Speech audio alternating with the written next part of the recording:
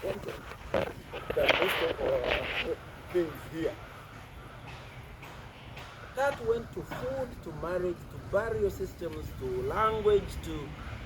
I used to be a teacher, a school teacher, and a very good one in those days. But if a child, and those can tell you, if a child spoke vernacular in school, would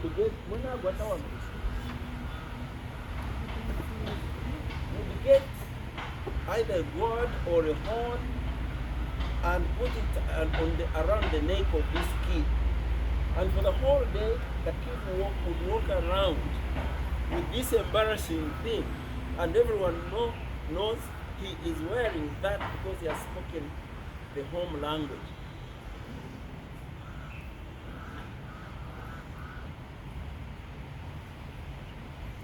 When the religion created the evil, in Africa we never had Satan. The concept of Satan didn't exist. We had mistakes. If you have a mistake, you correct it. But the sin is beyond your correction, it's a condemnation.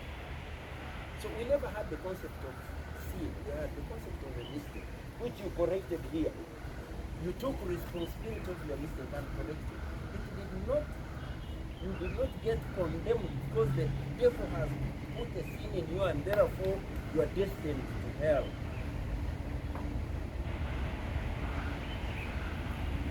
The concept of sin now being equated to African culture has continued to completely dehumanize the African person. The concept of Western culture being equated to civilization has continued making these people struggling to be who they are not.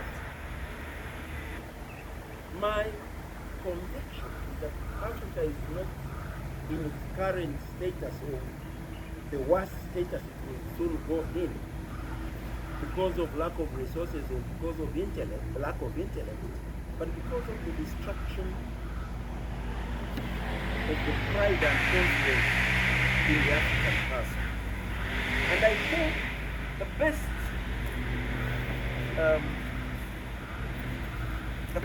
that I have so far found that explains what I've just said was something that is attributed to someone. Fortunately, there is no one here from Britain.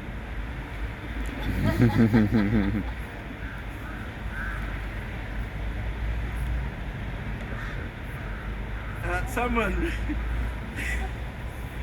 called, I will not pronounce the name right, Lord Macaulay, on the 2nd of February 1835 in the House of Lords.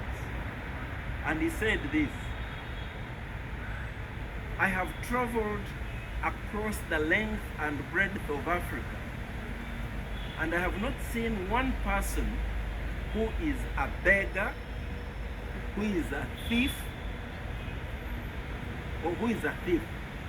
Such wealth I have seen in this country, such high moral values, people of such caliber, that I do not think we would ever conquer this country unless we break the very backbone of this nation, which is her spiritual and cultural heritage. And therefore, I propose that we replace her old and ancient educational system, her culture, for if the Africans think that all that is foreign and English is good and greater than their own, they will lose their self-esteem, their native culture, and they will become what we want them, a truly dominated nation.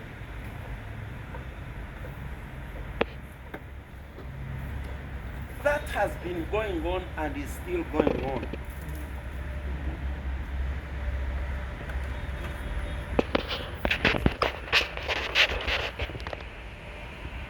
So, what is Ndere? How do we come into this picture?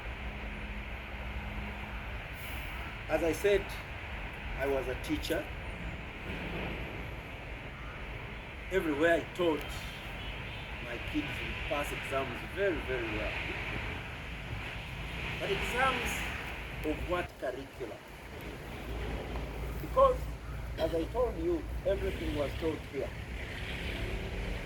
I was lucky that the school education was too expensive for my family. So up to age 15, I didn't go to school.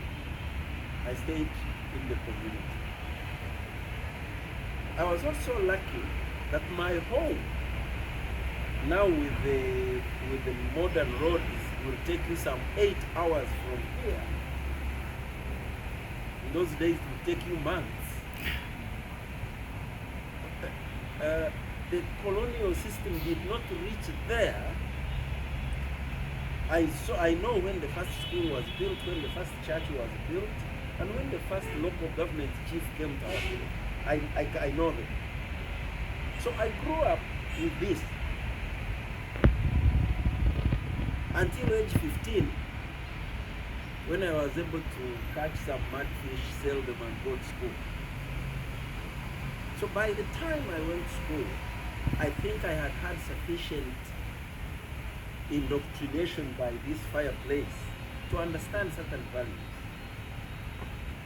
And after my primary school education, I didn't have the money to go to secondary school.